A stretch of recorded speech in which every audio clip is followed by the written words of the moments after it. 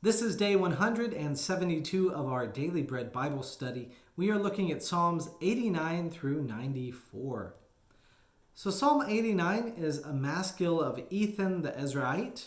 In verse 44 it says, "You have removed the scepter from his hand and hurled his throne to the ground." The promises of the Lion of David seems threatened, especially by Babylon. So what is happening here? Will God bring preservation to his chosen people? Ultimately, we know that God will. So moving on to this preservation, and we move to Psalm 90, which begins the fourth book in collection of the Psalms. We have a prayer of Moses here from Psalm 90, verse 12. "So teach us to count our days, that we may gain a wise heart." Moses is reflecting here on the brevity of human life and hopes for a balance of gladness for those days which are days of affliction. So really, it brings up the question that I have for you today is, how do you define the good life? Is it quality of time? Is it quantity of time? Is it more suffering? Is it less suffering than having more pleasure? Is it like a balancing act? Or is it just mainly able to have moments of intense joy? Or, is it about just being able to live at peace?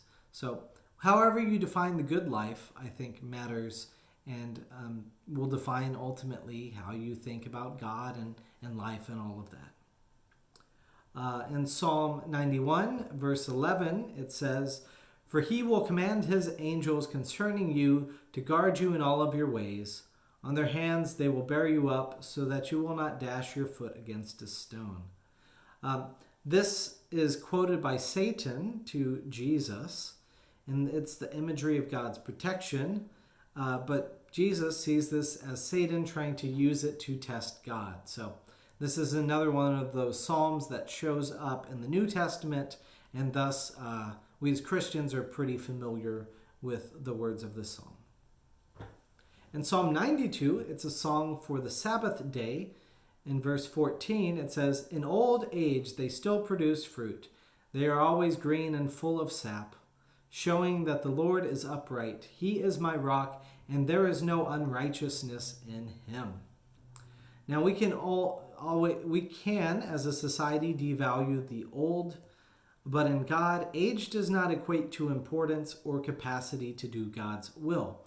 Each of us are called at different ages to follow and be faithful to God. How that looks just depends upon our circumstances. In Psalm 93, verse 4, it says, "More majestic than the thunders of mighty waters, more majestic than the waves of the sea, majestic on high is the Lord." The imagery that comes to my mind here are the imagery of floods, right? These mighty waters. And they are powerful and awesome. They can be destructive. They can be forces to reckon with. But ultimately, it is God is the one who created all of these things. So it is important to remember God's capacity and the ways in which that without God's preservation, mighty floods and thundering waters can come upon us. Our last psalm for today is Psalm 94.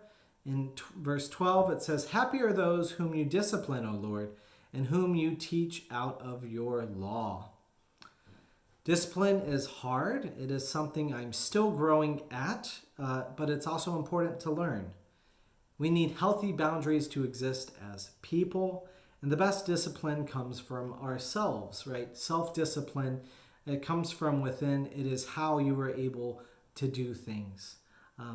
I can do anything, but I can't do everything that is beneficial. So you need to be able to figure out what's most important, what you want to prioritize and focus on, and let go of anything else that might not be superficial or just kind of fluff, because it's important to have your priorities there on you. So I hope you're able to wrestle with that, figure out what your priorities are, and how you want to live out as God's beloved here coming up in your life. So, anyways, we'll talk more about this coming up in our continued study here of the daily bread, especially in the Psalms.